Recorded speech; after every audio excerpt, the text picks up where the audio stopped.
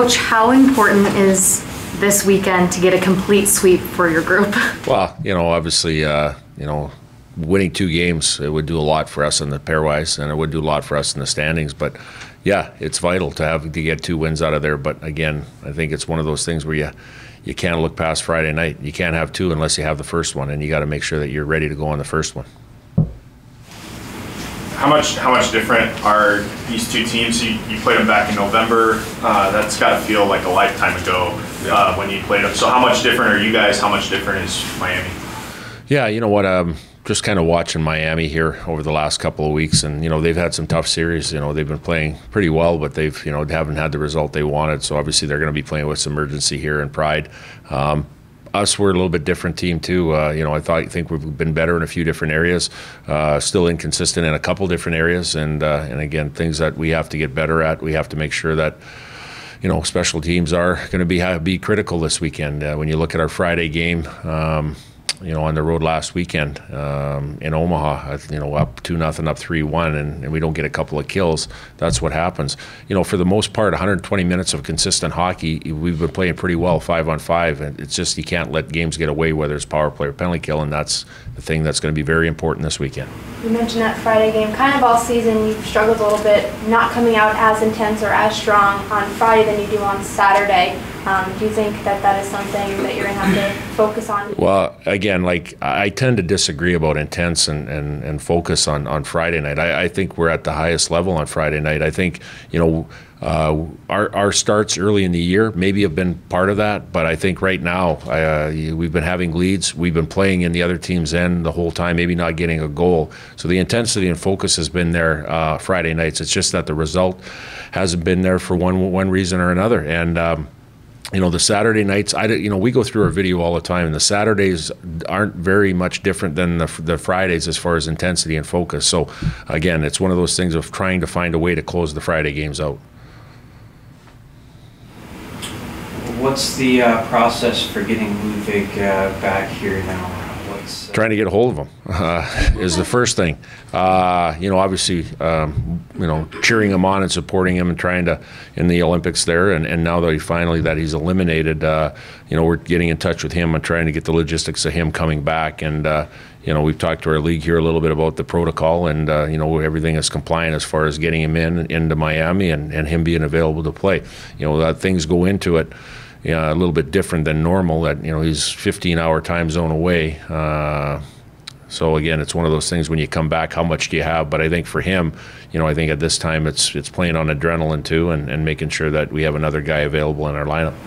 Is the plan for him to meet you guys out there? That is as of right now. Obviously we have to kind of drill down on some travel plans and different things like that. But when you're that far away, that's probably the most logical thing, instead of coming all the way back here and then coming with us. So, if we can, we're trying to get him into Miami and be available for Friday.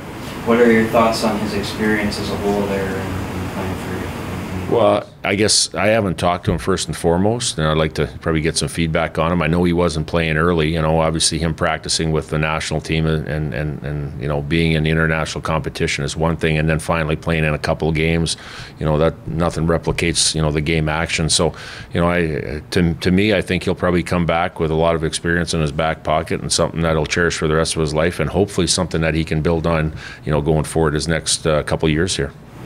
No matter what, the team has really never lost confidence in Cam Johnson, but last Saturday he played like the Cam Johnson that everyone kind of knows. What does that mean to you, just kind of see like Cam back to being Cam? Well, again, obviously, Cam is filled with pride. He's a team first guy. You saw that when Peter went in net, and he's a guy with pride, and I think he wants to show, everybody, his teammates, fans, everybody, coaching staff included, what Cam Johnson's all about. And he's a worker. He's a guy that's ultra competitive, and I think you saw that on Saturday night in Omaha. He had to make some key saves at key times, and that's what Cam Johnson has to be, for the stretch run going down the stretch here. So we have the ultimate confidence in him. He's our goaltender, and we want to make sure that we set him up for success that way.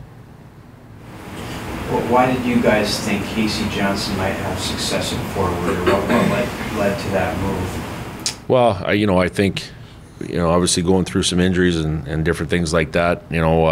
He was the guy on the back end that kind of works every day. I mean, Josh Rieger played in that situation and did very well. Casey's got, he's got energy, and when you think about the success that he's had lately in the last couple of games, it's because of him getting up on the forecheck, him knowing where to be. Like, when he gets on the forecheck or goes into situations, he knows exactly where to be as a forward. And I think that's part of him being a defenseman, being smart in the way, he sees the plays from the back end. And again, he brings energy and exuberance up front to our group here. And again, he's done a good job. And like I said, he's created a little bit to score that goal, which is a huge goal. He was a key part of that on the forecheck. So again, like I said, we'll keep going through a process here with him. And if he can give us success and give us a bump, that's what we want. How do you guys decide what position to use him at? You mean up front, forward or D? Forward or D, whether he's going to play forward or D each week. Well, I think that's of what we need him for. Obviously, over the last little while, we've been decimated up front with injuries, and again, he's provided that. He fills that void, and he does a great job of doing that. If it's on the back end too, if we're nicked up and banged up there, he'll go back there. And it's coincidentally, that's how we use him in practice too. I mean, there's drills where specifically we'll put him in forward, and there's drills we'll put him on the back end. So he's accomplishing both in practice, not just one. So obviously he's a versatile player, and you know what? You can never have enough versatile players, and that's what good teams are built on. And that's the position his dad played too, and maybe there's a little history with his family there. Yeah, a little background there, yeah. Well, the other thing too is Johnny Simonson, him hooked up. It was kind of a neat play. He was on the forecheck. He pushed the puck away from their D-man, and then he bumped into Johnny. They both fell down, and Simon just put the puck up while he was laying on the ice to the defenseman, who banked it off the end boards. But it's kind of nice to see him having a little bit of success, Casey Johnson, at the forward position.